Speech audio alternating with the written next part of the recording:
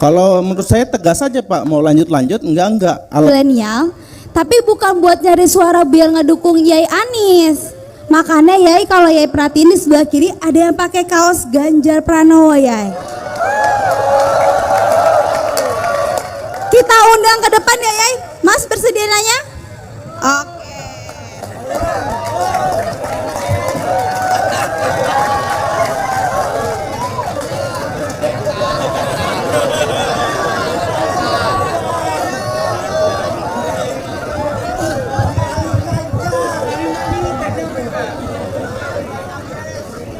Ya, perkenalkan nama saya, panggilannya Pak Cekemon.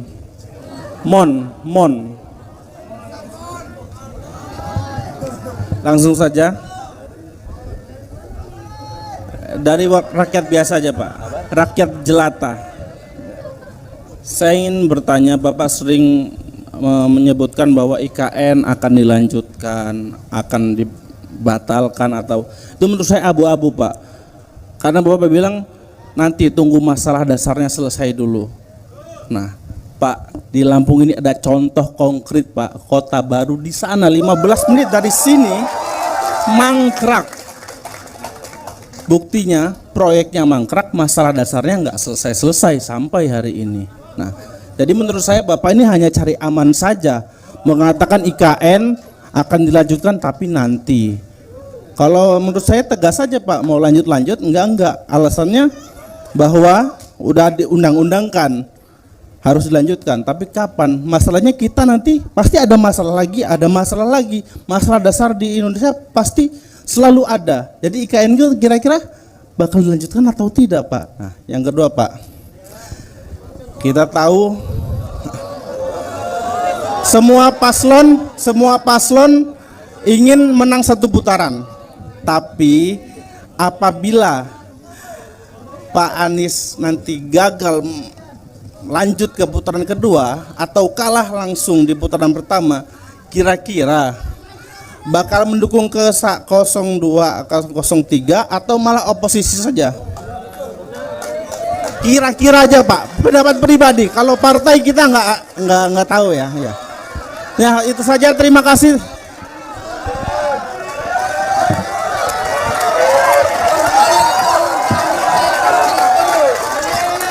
Ya,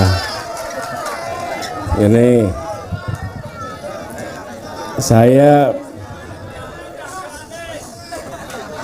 tadi sebelum jangan kita harus menghormati pilihan, betul tidak? Iya, bahkan menurut saya Bung Mon ya panggilannya, Yai Mon ini adalah contoh seorang yang demokratis, karena dia mau datang sebuah acara dan ketemu pasangan yang bukan yang dia dukung, betul tidak? Nah, dan kita semua harus demokratis juga, menghormati. Inilah indahnya Indonesia, jangan dirusak ya.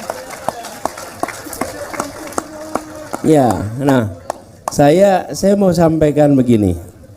Jadi kenapa IKN itu sudah sebagai sebuah proyek sudah ditetapkan oleh undang-undang, oke? Sebagai undang-undang.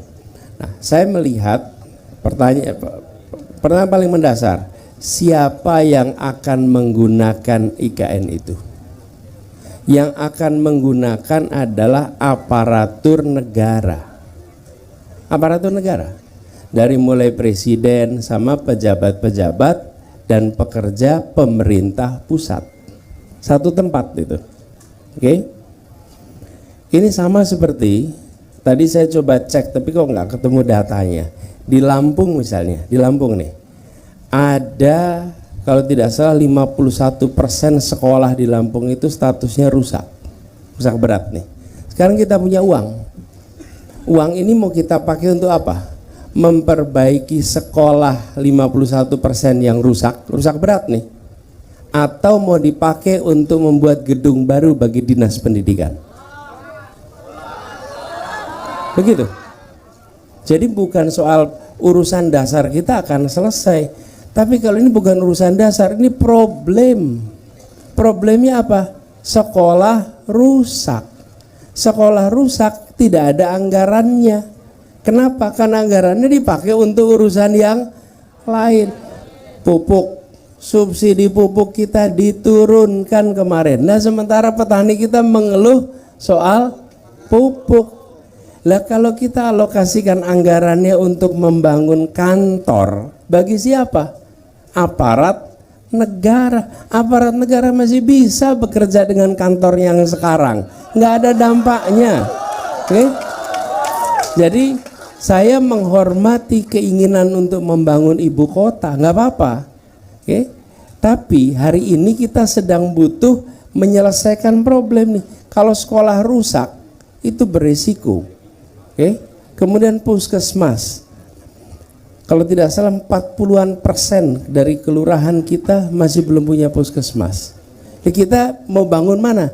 Mau bangun Kementerian Kesehatan yang bagus di Nusantara atau mau bangun puskesmas di seluruh Indonesia?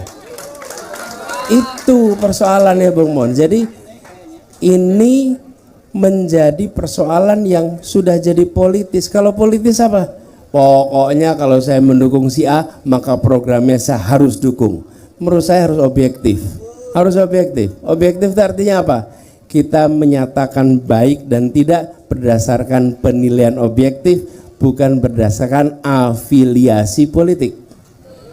Jadi inilah sebabnya kenapa kita mendorong objektivitas, gitu ya. Dan yang kedua tadi soal saya tidak pernah berencana untuk menang 1 putaran. Oke, kami memang selalu berencana untuk 2 putaran. Dan insya Allah kita masuk ke putaran kedua. Jadi memang betul kami nggak pernah. Saya coba cek. Saya selalu mengatakan bahwa yang penting masuk putaran kedua. Kenapa? Karena kami udah pengalaman. Kalau banyak orang lain pilkada itu cuma 1 putaran. Hanya Jakarta yang pilkadanya 2 putaran. Jadi kalau saya ditanya, saya mindsetnya emang mindset 2 putaran, nggak pernah 1 putaran dari dulu. Dan lebih baik nih saya mau tanya nih, surveinya selalu nomor berapa kita? Saya nomor 3. Saya tanya, nih di ruangan ini yang pernah disurvei, acungan tangan, nih pernah disurvei? Nggak pernah. Anda 1. Lumayan lah. Kapan waktu itu? Agustus. Sekali 1 orang di sini yang pernah disurvei. Alhamdulillah untung ada yang disurvei 1 orang nih. Kami selalu disurvei nomor 3. Dulu di Jakarta juga begitu. Terus menerus disurvei nomor 3. Pas pilkada nomor 2 dulu. Yang penting nomor 2 dulu. Habis itu baru 1, gitulah kira-kira.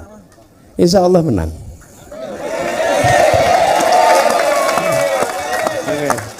Terima kasih.